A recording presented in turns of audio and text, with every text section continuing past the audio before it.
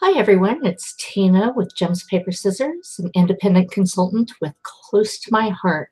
I've had a lot of people asking me if they can have video of their hikes and family retreats and stuff and actually be able to incorporate them within their traditional scrapbooking.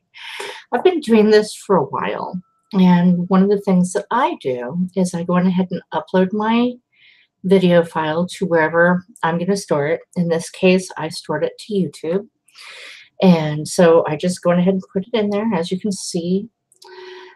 And then I cut or copy the web address.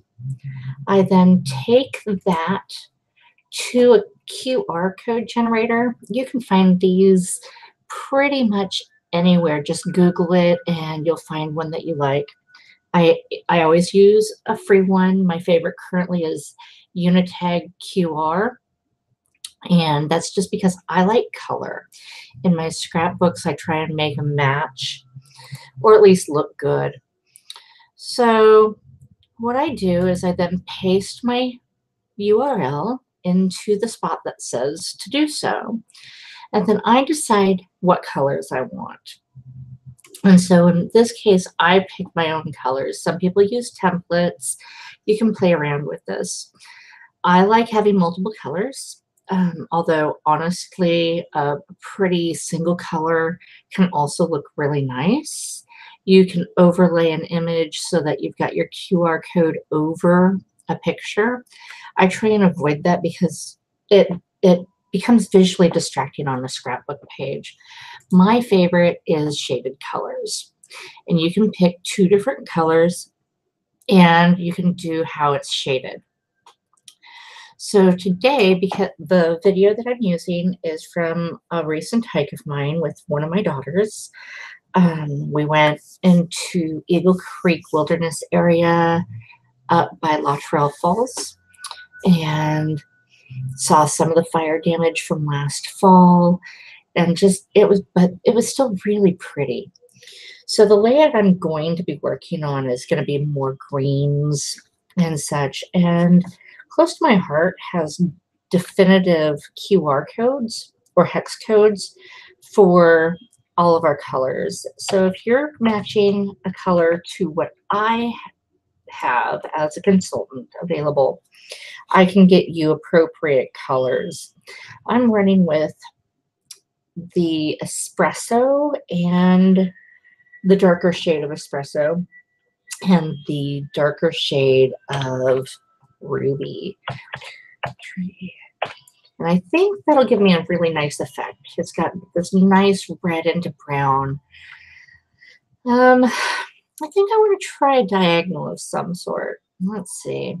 You just can play around with it until it makes you really happy. Now, I really liked the inverse diagonal, which point you can confirm and it will create a customized QR code.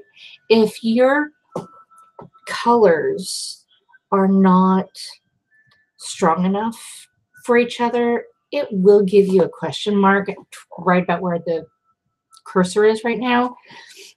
I don't have any today, so the colors I chose seem to work well. I then download the QR file and then I can send it to where I want to save it. I can put it onto my web page.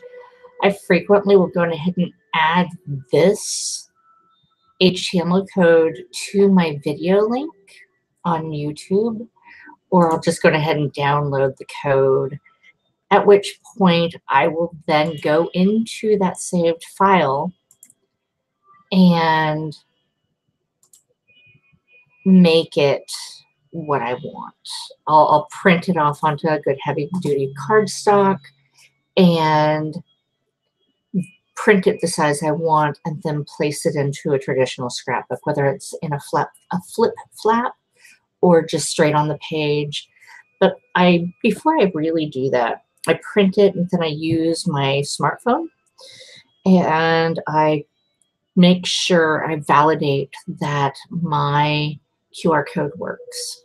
So I download a basic app that you can just find anywhere. Some phones come equipped with QR code readers, some don't. Play with your phone, see if you can find your QR code reader, and once you've got that, go on ahead and test it, at which point it's ready to put onto your traditional scrapbook page. I also track where I have my video QR codes so that if I move it off of YouTube onto the next newest storage online, I can easily know where I need to change my formats. Because technology is changing so rapidly.